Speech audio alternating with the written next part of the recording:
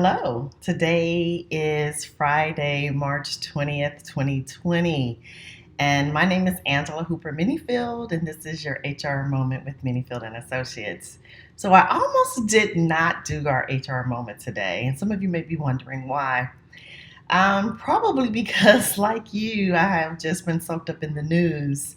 And it's interesting because I typically don't watch the news. I get the bits and pieces that I feel I need, read some stories on, the particular websites.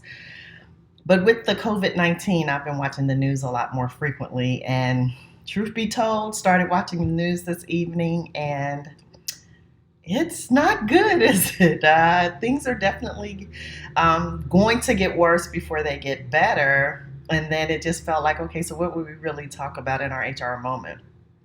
And so then it dawned on me that for a lot of you, this was really your first week navigating that working from home or working remotely type of thing. Hey. And so I just said, well, let's talk about what were your wins this week. I would really love to hear what worked well for you as you tried to navigate working from home, and then what were some of the things that did not work well for you. I had a couple of coaching calls this week with some of my clients, and the ones that definitely appeared to be struggling the most with the adjustment were the ones with young kids, understandably so, right?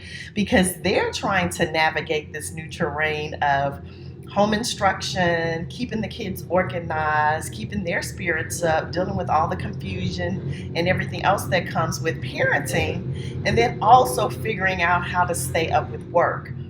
And so as we sit back and evaluate, and I think we should every week, like every Friday or Saturday, sit down and look at it, ask yourself, what worked really well, and what do we need to reevaluate? One of the things that has helped me through the years, and my coach suggested this to me, so I'm passing this tip on to you, is to kind of gauge or rate, assess where you are on your different levels. So that's physically, emotionally, creatively, spiritually, and your relationships. And what you'll start to see is some patterns, right? And so it could be that Monday is not a really good day for you because you're noticing that your energy and your creativity and all those things are lacking. And some of that lack could be because you're dreading this new situation, right? I often see that sometimes with clients that are not happy in their jobs. Well, again, this is new. So how it affects you can be different from person to person. So let me just leave you, because I definitely don't want to hold you long. It's Friday evening. It's been a long week. But a couple of tips or things just to think into as you begin to navigate into next week. So one of them is if you typically get up and get dressed for work and, get cute or, suited and booted, as I like to say, maybe you don't have to do it to that degree from your working from home, but I highly encourage you don't go the other extreme. So yeah, it's cool a couple of days to put your sweats on and maybe just lounge in t-shirts, but I promise you, you will feel more productive, you will feel more present and more like you're at work if you dress for work. So for me, one of my motivators to do this, and I tell you this because I shifted from working 100% in an office to working in a different state when I first moved to Missouri with my job with the government. And in the beginning, I loved it, right? I was like, I can just get out of bed and just log into the computer because I had an office set up and all that. But I noticed this pattern as in more days would pass and there was just the sweatshirt and the sweats and, I brushed my teeth, washed my face, but I looked like who did it and why. I used to jokingly say, my head looked like heat miser. My husband leave home, I look crazy. He come home, I still look crazy in the evening. And before I realized that it had started to take an effect on me, as in how I felt about my overall being, my self-esteem and things like that. So I say that to say, when we allow this pattern to go on for a long time, it can affect us psychologically and emotionally, and we're not even aware of it. We look up and we haven't been outside all day, and right now they're telling us not to go, right? But, we haven't really done anything to feel good about ourselves. So dress up, put your makeup on. If you wear fake hair sometimes, like I do, put your fake hair on, do whatever it is you do. And guys, same things. Maybe you don't have to wear a tie, but put a nice shirt on or a pullover and, dress up a little bit because it can impact your self-esteem. Another thing I encourage you to do is have some separation between what's work and what's home, especially when you begin working from home. So, what do I mean by that?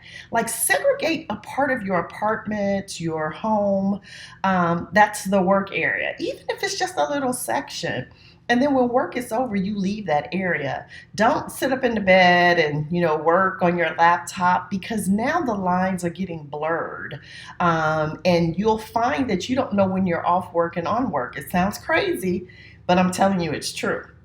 For those of you who are also doing the school thing at home, I would highly encourage you to separate school mommy and daddy from parent mommy and daddy. So even if that means when I'm in school mode, maybe I dress a little bit more, like I don't want to say more professional because I'm not suggesting that teachers can't dress a little bit more casual, but something that shows a difference. So maybe if you're a woman, maybe you pull your hair up and put it up in a bun or something. And then when you become mommy, you let it hang and you look more relaxed. And literally separate it. So have school again in a certain part of the house and then turn off that. Like when you're school mom and school dad, be that person. But when school is over, let's not talk about schoolwork. Actually talk to your kid like you don't know what they did at school today. Sounds crazy. I know it does to some of you, but I promise you, it can affect your relationship with your child. So talk to them and be like, so how was school today? What did you do? And of course they're going to be like, Mama, you were there with me. No, that was school mom. I'm mom. I'm a different mom, I promise you. It's funny. They'll laugh at you. They'll think you're goofy, crazy, or whatever. But it's you shifting out of that role because it's hard to know who they're talking to. And I can even say this as a person who has managed and supervised people that I am very fond of as friends, separating the difference between Angela the friend and Angela the supervisor. And so some of that came with how my posture was, how I spoke to them about work-related matters versus how I responded to them as their girlfriend. And so I know it probably sounds silly to some of you, but we may be in this dynamic for a few months. And if you have not wrapped your mind around that possibility yet, I highly suggest you do. But at the end of 2 months, even though you may have kept your child on the right academic track, I don't want your relationship with your child to be over. And create some structure. Don't start school at 8 o'clock today and 10 o'clock tomorrow because you're tired. Keep those children on a structured program. You keep yourself on a structure. Get up, go to work. Even if that means go to this corner of your desk, then when work is over, work is over. You'll thank me later. But again, I'd love to hear what's been going on with you, your feedback, your suggestions, other tips you can give to other people.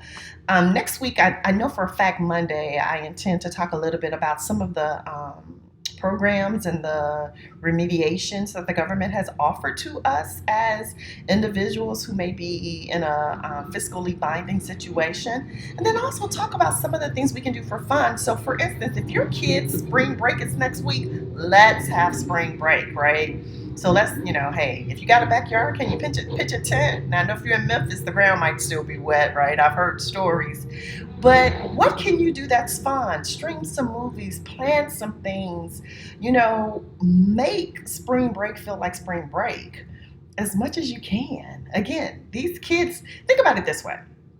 If we have angst and some concerns about what's happening right now, think about what it must be like to be a kid. So whatever you can do to create that socialization, I support you or encourage you to do it. And then the last thing I'll say is some of us introverts think we like working at home and being at home and not being bothered. I promise you, get some interaction. In the long run, it is going to affect you more than you realize. And think about your extrovert coworkers, the ones who get on our nerves because they want to talk to us all the time. Reach out to them. This is driving some of them crazy. People who are prone to anxiety and depression, this kind of environment can increase those levels of depression. So again, let's be there for each other. Let's support one another, and tell your friends to jump on my Facebook Live, right? Send me some comments. Let's talk. Anyway, guys, try to have a good weekend.